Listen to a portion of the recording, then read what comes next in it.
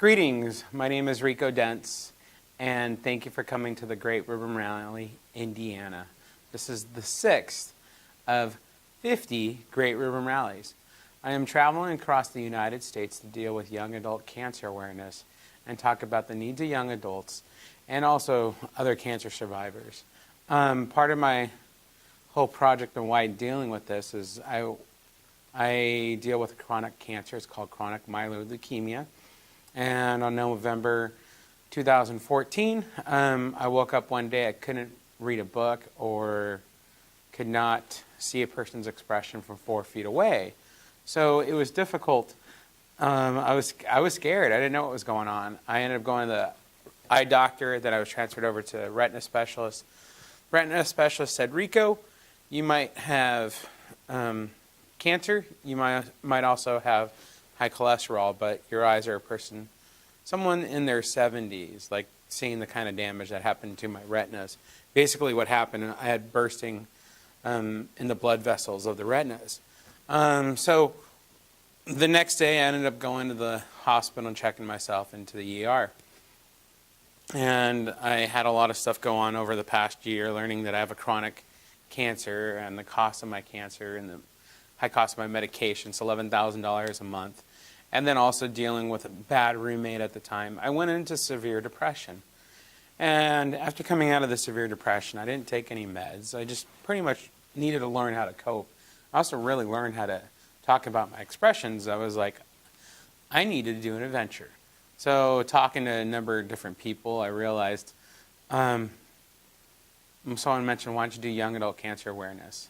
And I'm like, done. And then thought about how I used to work at the state capitol as an assistant clerk. And so I helped out on the committees. And what that means is that I helped out with the legislators, making sure that they got the information that they needed, and also learned about the whole bill process from start of a bill to once it goes to the floor and gets approved. So I decided, let me go to every single state capitol and talk about the needs of young adults.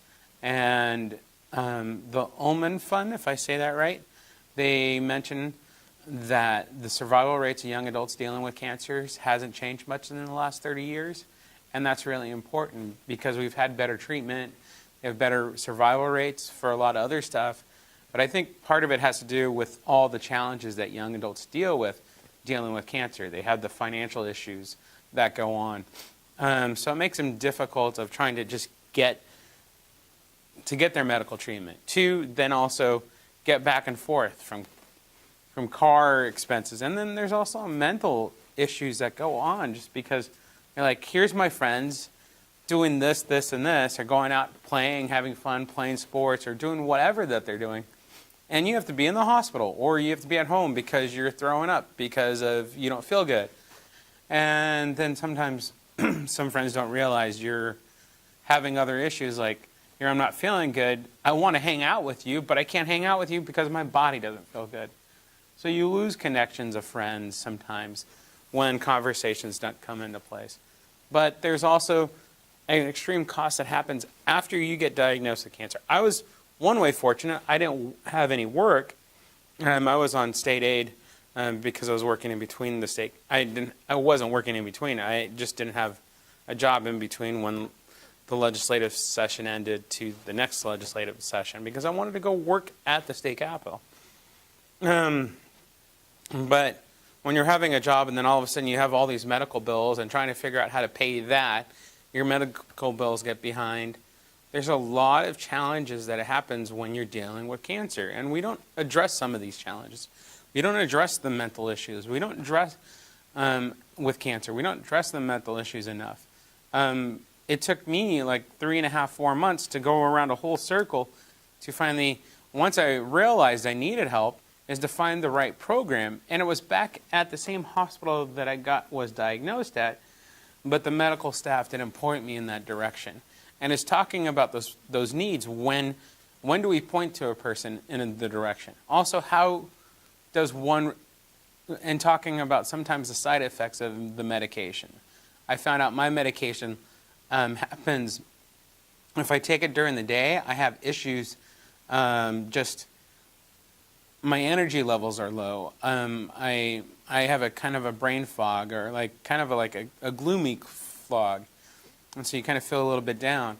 And so when I realize if I take it at night around 9 o'clock, I do better the next day. Because of all my other challenges that went on, I didn't have the time to allow my brain wasn't able to think. Wasn't enabled until I slowed down and was able to think. That made me get aware of this particular issue. There's other challenges that young adults have. One, even just creating the community, and I'm thankful for Stupid Cancer, because Stupid Cancer has created that community. And I encourage everyone to support Stupid Cancer. It's an awesome organization, and I'm thankful for it. It helped me to meet other young adults dealing with cancer. It helped me to learn other issues. And I am doing the advocacy part. It is to make awareness of the young adult cancer survivors. Also, the needs of other cancers. Like, one of the issues that I'm working on is the bone marrow registry, is actually to get more people registered in the bone marrow registry. Simple task, yet a lot of work, is actually asking legislators to propose a bill for general practitioners to require them to ask new patients if they've been registered with the bone marrow registry. If not, a saliva swab will be given to them for free of charge through the bone marrow Be the Match program, and there's no charge for it. So that would make millions and millions of more people registered to the bone marrow registry. 70% of all people who get a bone marrow transplant or stem cell transplant or whatever the transplants that are needed don't come from like their family donors. Only 2% of the nation is registered in the bone marrow registry. And we definitely need to improve that, because it's such an easy thing to do, and it will change lives. It will save lives. That's one of the tasks. And then creating these subcommittees, that's the other task that I'm working on. There's a lot more challenges that I want to work on with the deal with young adults, but I need to get more people to come, get more people to be involved, and we could address those issues. It's not an overnight process. And if you look at just the history of how long it took for gay rights to happen, it took 15 to 20 years from the time in one state got approved for the marriage and stuff like that, all the way up to the nationwide. But beyond that, it takes time to make any legislative changes, because you could only propose so many bills at a state level, get the state to approve it, and that takes sometimes 6 to 8 months to a year process. So it's a lot of work that happens in between. And for me to just go to the federal level and say, let's do this, there's a little bit more of a challenge to make that happen versus going to state to state to state, and then it becomes a nationwide law. There's reasons why even insurances are done different at every single state capital. Every single state. There's different insurance requirements, different dynamics of that. And also, by creating the subcommittee, it is having those conversations with those mental health professionals, the doctors, and just talking about the needs and how to address the needs, and getting those conversations out there to the right people, because even talking about the experience of young adults who've had cancer and talking about their experience and letting them know to these medical providers, these are some of the issues, and these are how some ideas could be addressed, or they might think about, there's some ways we could address these issues and be more effective when we're treating people. Because this is important. There's fertility issues, there's financial issues, there's even relationship issues, even family relationship issues. There's a lot of challenges that happen once you're diagnosed with cancer. And I could go, the list could go on. You could lose body parts, you could lose just your energy level for the rest of your life. There's a lot of things that happens, and once you're like planning in one direction, and then all of a sudden, because you got cancer, you're going on another direction. So it's important for us to talk about the needs of young adults and to help fight for the needs of young adults. 70,000 people every single year are diagnosed with cancer. It is time for us to step up and rally together of all cancer types, from lung cancer, colon cancer, breast cancer, cervical cancer, testicular cancer, brain cancer. All of us come together and address these issues so that we could get stuff pass legislatively across the board to make our lives better. Thank you for coming today for the Great Ribbon Rally, and I just hope that you'll support me at thegreatribbonrally.com. There's a GoFundMe page there. I've only raised $325, and I mean, I've had some donations from people, but I'm struggling. I'm struggling to go across the United States. And by me struggling, having to ask for gas or having to ask for food, it takes time away from me to do this work. And this work is more important than me figuring out my food or even where I'm going to stay.